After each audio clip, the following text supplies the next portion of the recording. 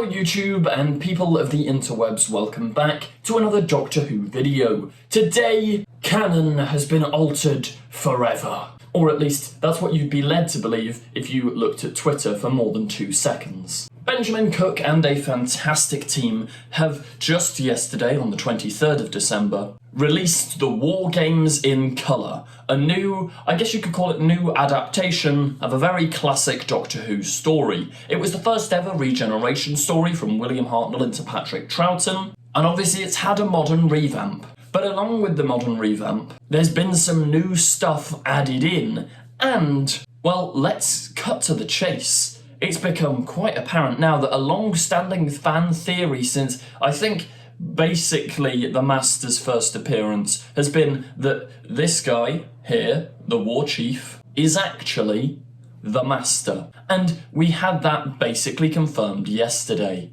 But I'll talk about all the implications of that and the seeing of future Doctors in this episode later in this video. Before I carry on, just want to say a quick, please go and watch Doctor Who Echoes Destiny this Boxing Day. Yesterday evening, I say yesterday, it was 2 days ago. 2 days ago evening, we had the premiere for our big Doctor Who fan film, Echoes Destiny. This is the culmination of about 5 years of work of my life. So please go and check it out, I'd really appreciate it. This Boxing Day, 26th of December, on the Confused Adipose YouTube channel. First, I'm going to give my own little review on the War Games in colour. First up, I've got to admit, sorry, classic Doctor Who fans, I'm a Doctor Who fan. I own this channel, okay? But I did really struggle when I tried to watch all 12 parts of the War Games years ago. I just never managed it. I had never seen this story in its full entirety. And I guess I still haven't. I've watched the abridged version. But I know there's a lot of people out there that complain about, oh, well, you're chopping away the audience. If people nowadays want to watch it, they should go back and watch the black and white version. Yeah, but especially as a kid, I had absolutely no compulsion to do so because it was so long and slow-paced, not so-paced. And that's not to slag it off at all, because for what it was at the time, it's fantastic. We'll end up looking back on television from now in like 50, 60 years' time going, well, that's rubbish, that's slow-paced. I mean, look at the way human attention spans are going. It does make complete sense for Russell and his team to be doing this to appeal to younger generations. It genuinely did encourage me to watch the War Games. I watched it for the first time. I may have never watched it. I've obviously seen the important scenes. I've seen the regeneration and all of that of the original. But I thought it was very nice to bring modern music and colour to these episodes. It's cool. Because they're not doing a George Lucas here, either. They're not erasing the past. They're not going, you can never see the original. The original is still on iPlayer. This is kind of its own adaptation, its own new episode, which I think is very, very cool. So yeah, that was just to preface this review, or this mini review before we talk about the canon changes. It's not from a place of someone that loves the original episodes, necessarily. So this is my first impression of most of this story. Now, one thing I will say is, and I appreciate it's going to be a tricky task, but it's a little bit too quick-paced, which, after what I've just said, sounds redundant. But in the first, I think, I paused it at like the 15-minute mark. They'd gone out the TARDIS, they'd seen a war happening, they'd been captured by an ambulance, they'd been taken somewhere else, they'd been like recaptured, or like it all happened so quick. Now, obviously, that's because in Classic Who, like, you take 25 minutes to get to what would be the opening title sequence of a new Who episode. But also because of this, there's a lot of little characters who'd have longer to be fleshed out normally, but because this runtime is just going bam, bam, bam, bam, bam, like, they don't have time to sort of expand on any of these characters. And I do feel that's a little bit of a shame, and at points it was a little bit distracting. Most of the information, I'd say 95% of the information is there, but you can't look at your phone for a second without getting lost in the story. Like, you've got to be fully paying attention. And it also leads to moments like there's a bit where Jamie gets captured. Probably doesn't narrow it down, I think that happens quite a few times, but Jamie gets captured, then you cut back to the Doctor and he's like, oh, we've got to go and rescue him. Then you cut back to Jamie and he's in the cell, then you cut back to the Doctor and he's ready to rescue him, and it's kind of like, I can see what's been cut here, and I get why you're trying to squeeze it into 90 minutes because it does make it more appealing, but maybe it needed to be like 120 minutes long, or maybe 2 parts or something, just so that you do get a little bit more fleshing out. But the story itself is actually quite a fun one, and it has quite a lot of cool ideas, which I've really found fascinating, seeing how it's sort of influenced modern Doctor Who. Like the whole stuff with the Time Lords, this is their first proper appearance, and it is so cool. Like, what I will say about pacing as well, the final 20 minutes, I don't know what it's like in the original, but it was perfectly paced in this version. It was so cool, and it felt such a blend of like classic and modern, and obviously you've got the updated Regeneration scene, and the performances in the final scene were brilliant. Patrick Troughton is so good, and the Time Lords as well. There's something so nice and otherworldly, and I can't lie, I think that is my favourite classic Who Time Lord stuff I've ever seen. Like in the Tom Baker era, they're fun, but I don't know, I don't get the sense that they are this all-powerful, time-changing race, whereas here, like, they're so calm, and I think it's so effective to have them just like, your future has changed, Doctor. And the whole thing where like, they sentence someone and their punishment is basically being erased from time, and they say it so calmly and so, like, nobly. It's great.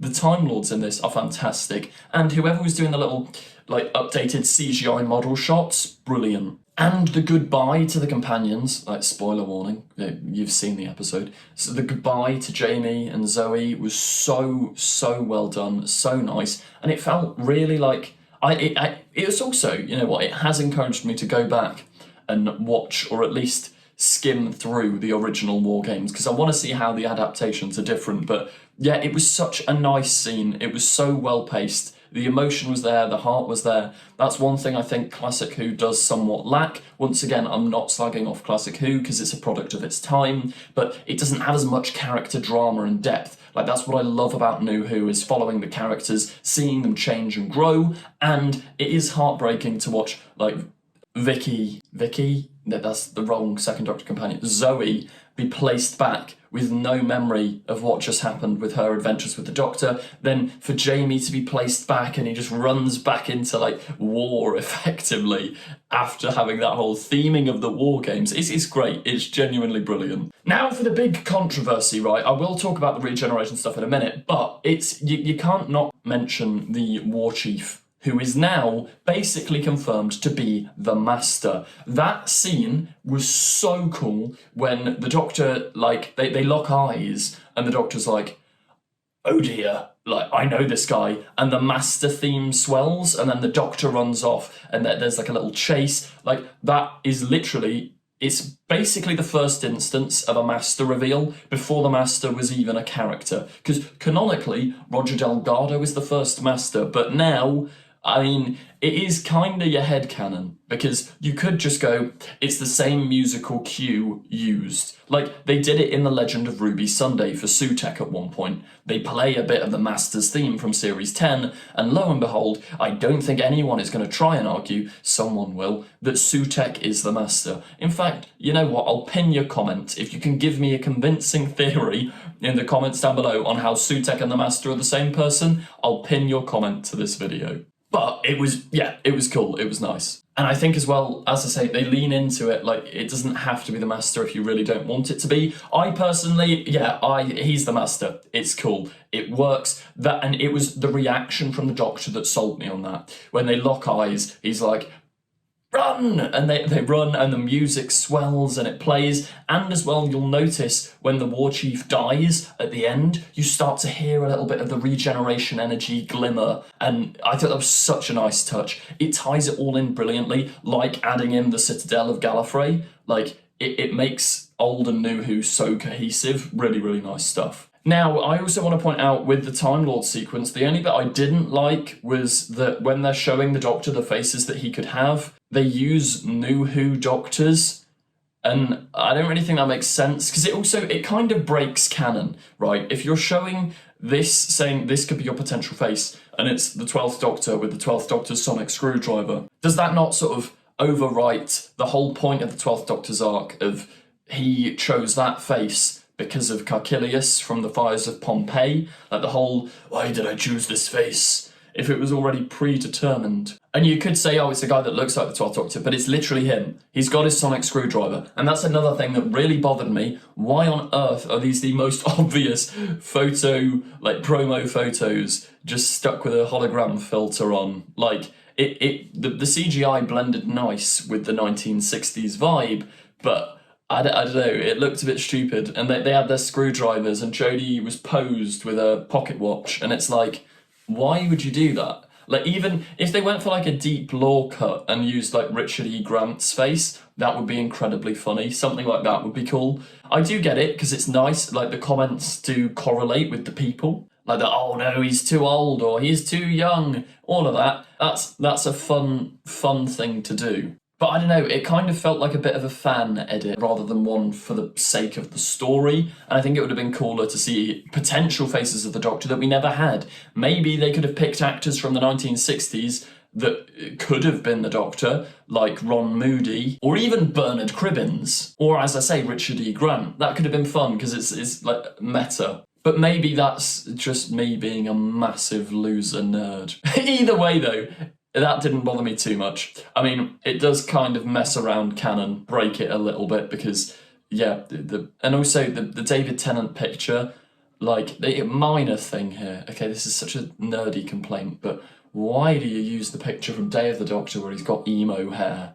His hair is so cool in every episode apart from Day of the Doctor. But then that brings us on to the regeneration, the big change. And there's been controversy because people said, AI has been used in this regeneration. How can we forgive them? And then someone else immediately points out, it hasn't really been used in this regeneration and it's still human-made and we've got to respect that. And you know what? Well done to the humans that made this. I wasn't too sure going in what I was going to think of this regeneration. It's cool to see as a fan edit. Like, everyone's seen that Second Doctor regeneration fan edit going around the internet. But yeah, it was effectively done. You could tell it was like a lot newer and clearly was added from the past. But no, I thought it was effective. And I don't know why, I've got a craving to see a Doctor regenerate not stood up in the Jesus pose. It was cool seeing him just like sat down like that with the regeneration energy going round. It was nice. And yeah, I thought the rotoscoping of the John Pertwee Doctor into the new scene,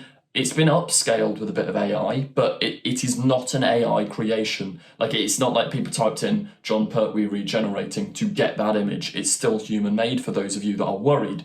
But no, it's good fun. And I suppose that brings us to the end of today's video, but before I go, I've got to say, please check out our Doctor Who fan film this Boxing Day, Echo's Destiny. We just had the premiere for it, and it was so much fun. Thank you very much for watching this video, and goodbye.